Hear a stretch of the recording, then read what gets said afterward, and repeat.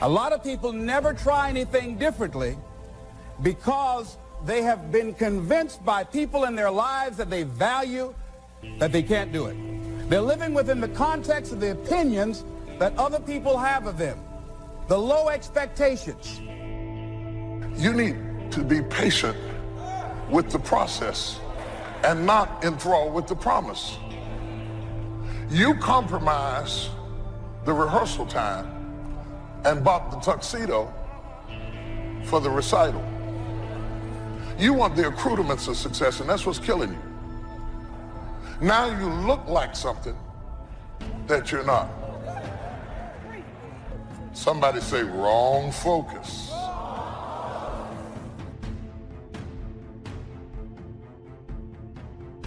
If someone is controlling you, it's not their fault, it's yours. You have to put your foot down, make a change. This is your hour. I know people that spend more time worried about what other people think about them than they do pursuing their own dreams and goals. And it's great to get free from addictions, but one of the greatest freedoms is to get free from people.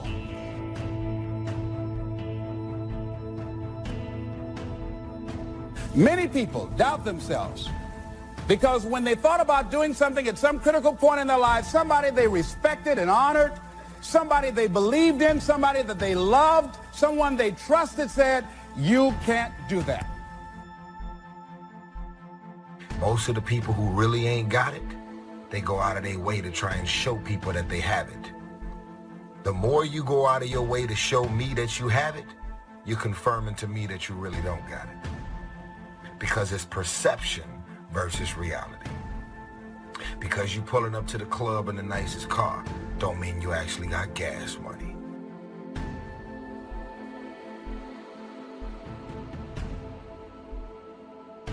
As you begin to look at your emotional, your spiritual, and intellectual development, how many books did you read? How many classes did you take to begin to develop yourself professionally, to improve your craft or your skill? How many new things did you learn? Just take some personal inventory, just thinking. Beginning to know yourself. What are the things about your past that has influenced you right now?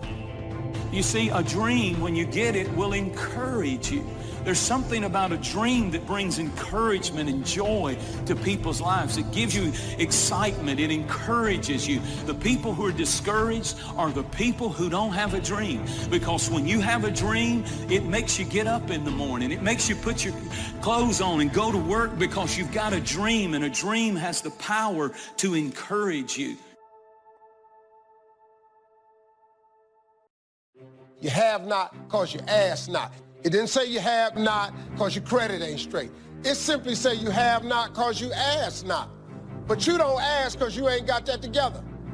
When you ask God for something, quit tripping. He got it from here. The same wind blows on us all. The wind of disaster, the wind of opportunity, the wind of change, the wind when it's upside down, the wind when it's favorable and unfavorable. The same wind blows on us all, the economic wind, the social wind. The same wind blows on everybody.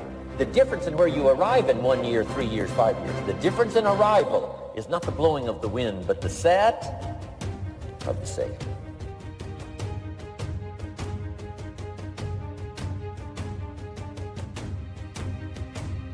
Your personal philosophy is like a guidance system that helps you make decisions what to do, what not to do.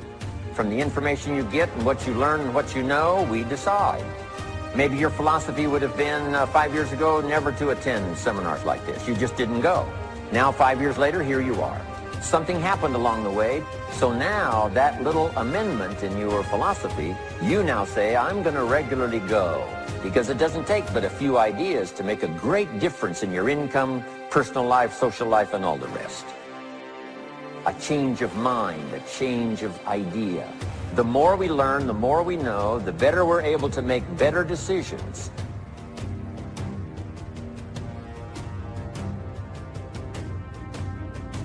So what is the worst thing that can happen? I want you to visualize that, experience that, feel the nervousness and the discomfort. And the more you run it in your mind, the less power that it will have. Your philosophical guidance system does two things. Number one, helps you to see the dangers on one side. so you can avoid those. But here's what else your guidance system does. Helps you to see the opportunities on the other side so that you can expand those, maximize those. And here's what that's called. The game of life is to minimize the dangers and maximize the opportunities. And the more we know and the more we learn, the more experience we gather, helps us to keep continually adjusting our philosophical guidance system so that we minimize more dangers, maximize more opportunities. That's really the game of life.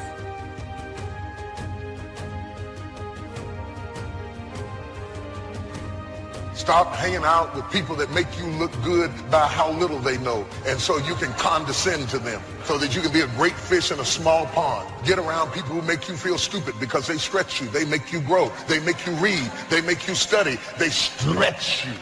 They expose you to great information. Then you can make great decisions. Have you ever had anybody turn on you? It's one thing to have an enemy. I don't have no problem with that, because if I know you're my enemy, I dress for you.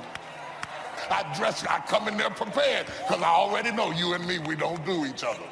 We don't do that, so okay. But the heart cracks when somebody who fought with you now fights against you.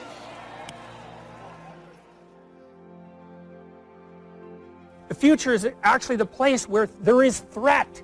And it's always going to be there. So what do? You make sacrifices in the present so that the future is better. Everyone does that. That's what you're doing right now. That's what you're doing here. It's amazing. You can bargain with reality. You can forestall gratification now. And it'll pay off at a place and time that doesn't even exist yet. Who would have believed that? It's like that's a miracle that occurs. Learn number one from your own experiences, learn number two from other people's experiences. If you want to live a dynamic life, multiplying your income, multiplying your future, be a good student. If a good idea comes your way, write it down, then ponder it, then perhaps go do it. Your philosophy comes from what you learn, comes from what you know, comes from other people's experiences.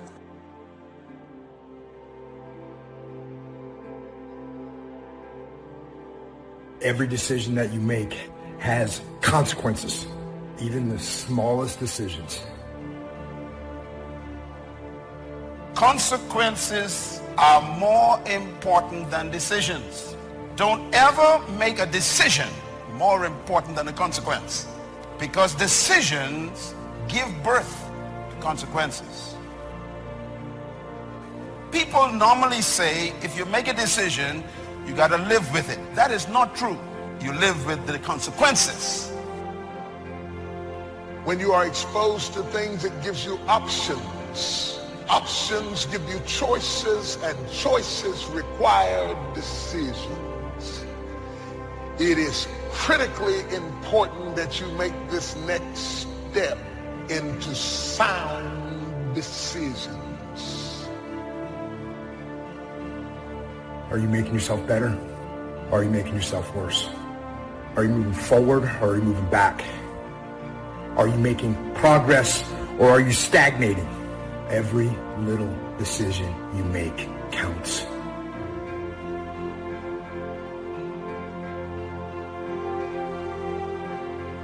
Some people are afraid to make decisions. They just contemplate the options for years and miss the opportunity to change their life because they miss the time factor that is involved in making a great decision. So what you must do before you make any decision in life is don't study the decision. Make sure you exhaust every possible means to study the consequences. Do your research, get information, check all the alternatives, study the options, check those who already made that decision, and read their life, study their life, find out everything before you make a decision.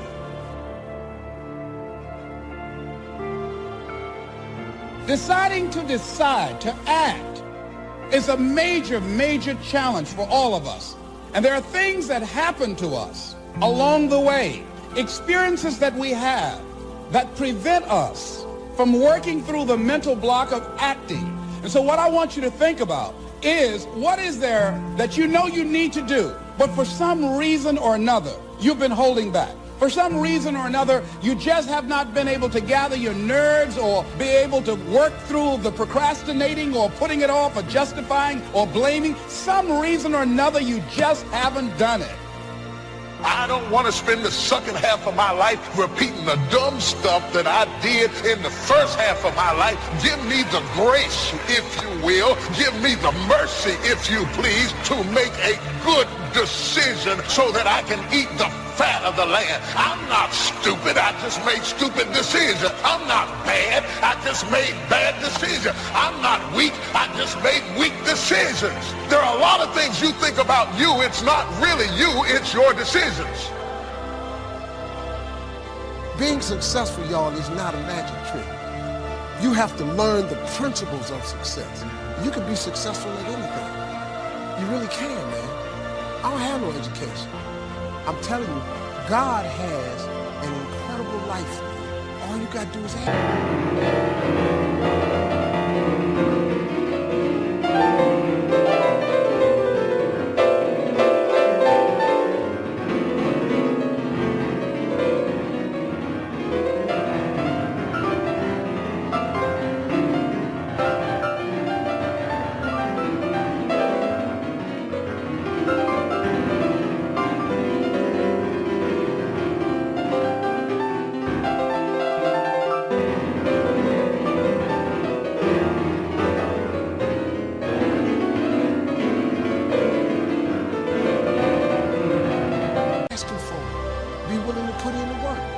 But now this work part is hard. Success is hard. But let me ask you a question. Ain't not being successful hard too? You cannot reach your destiny dragging people along, trying to keep everyone happy. Life is like an elevator. The higher you go up, like those spaceships, they let certain stuff off because it's too heavy. Yet some people just too heavy when it comes to drama. When you have goals and dreams and you want to fine tune your life and approach to life, you want to create a drama-free zone. What else is in you? Who are you ignoring? Is there a version of you you're ignoring? So think about that stuff and really begin to ask yourself, am I satisfied where I am? And start listening to that voice inside of you saying, hey, listen, it's whispering right now, but it's calling you. It's saying there's something more. There's something else. There's something else you can get. Deciding to keep your word. If you just decide, I'm going to keep my word. If I say something, I'm going to do it regardless.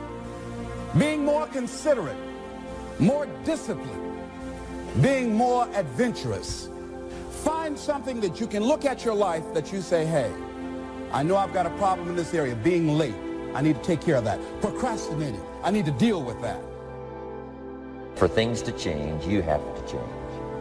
I was hoping the government would change and taxes would change. I wished for everything to change. And my teacher said, no, Mr. Rohn, for things to change for you, you have to change. Don't wish it was easier, wish you were better. Don't wish it was easier, wish you were better. And here's the big one.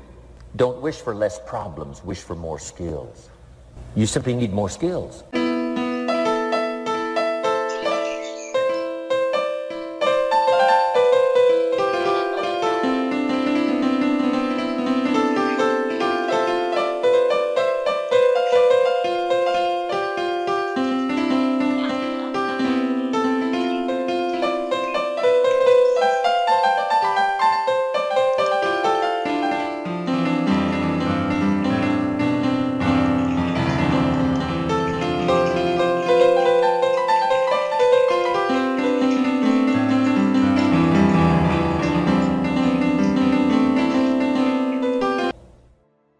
Telling the old story. Here's the truth. Nobody cares. No one cares if you've had a setback. No one cares if you had a victory. And none of those failures, none of those setbacks, none of those victories, and that old character you keep playing is the very thing that will prevent you from becoming this new version of you. Not taking care of business, being seriously not serious. Creating an imbalance in my life where I'm spending more time looking at television or having social fun and not spending enough time working on me. See, most people, ladies and gentlemen, spend more time working on their jobs than they spend working on themselves. It's a story if you're stuck. It's an old story you're telling with an old character that was last year's version, last decade's version. Who's the new character? What's the new script? What's the new story? I want you to focus on what does it take when you look at your life. Very important to focus on the examples of other people of what it takes to live the kind of life that you desire. You want to make it in life? Perseverance is important, persistence is important, and you got to believe in you. And you got to trust God that things are going to work out. You can do goal setting with a pencil, but you have to do goal getting with your legs. And it's the action that separates us. The greatest gap in this world is the gap between knowing and doing. Knowing is goal setting. Doing, now that's goal achieving. You got to take action. This attitude is rarely found. Well, anyway, if you've been troubled by the old familiar human malady of running up too many roads and trying to run up more than one at a time, pick the one out of all of them which seems to offer the most promise, forget all the rest, and dig a deep, straight highway.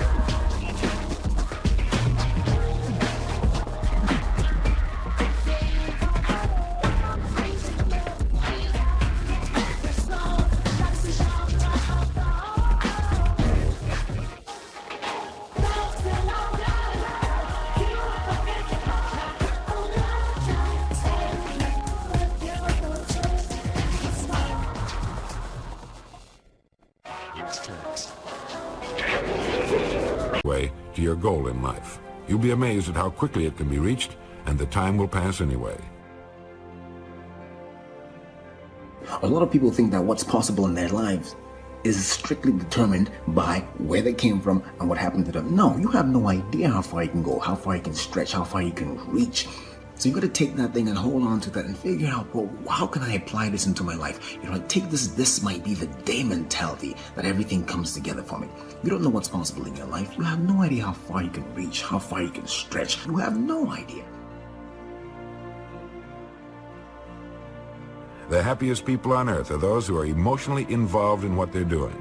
This calm, cool, collected bit is all right for cows, camels, and turtles, but it'll never produce a great sermon, symphony, business, piece of architecture, painting, marriage, or the miracle of a child. When you lose the excitement and heightened feeling of emotion in what you're doing, you'd best look around for something else. Humans have an unreal capacity to get great at things, even if they don't have a natural talent for it, if they're immersed in it, and to learn something and acquire a ton of knowledge in a short period of time as well. Society is conspiring all the time in our culture to completely distract you so you never win. And they get these different things on television and our phones and in our lives to just get us distracted so we never get obsessed. We never get laser focused for an extended period of time. People without vision perish, and they die in a life of mediocrity. They die with their dreams still in them. They die living a misplaced life, making the cemetery rich and Miles Monroe angry. The sky, we just continue to trust. Tonight. It's a land from your sky. The leaves been too long. It almost cannot reach to your sky. Oh, oh, oh, oh, oh. And your mom calls me. Where's your road that makes it there?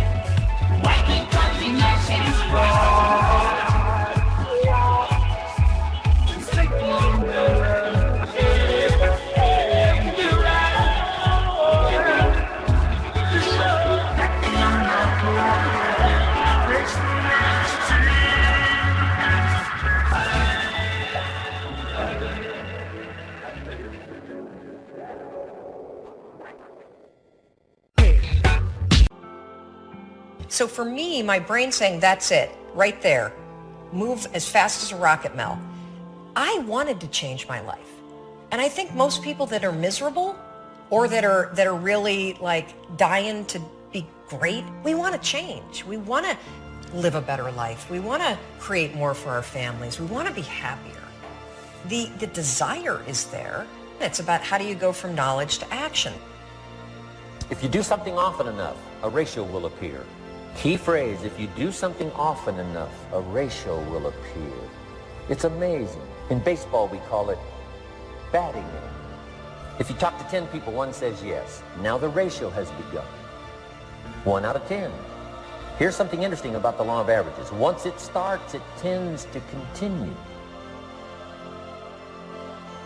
I talk a lot about your instincts and inner wisdom. When you set goals, when you have an intention on something that you want to change about your life, your brain helps you. What it does is it opens up a checklist, and then your brain goes to work trying to remind you of that intention that you set. And it's really important to develop the skill of knowing how to hear that inner wisdom and that intention kicking in and leaning into it quickly. If you're in a negative vibration, the only thing you can attract to you is something negative. How do you change? Well, one good way is consciously pick the people you associate with. Pick with people who are winning. Go mix with them. Do what they do.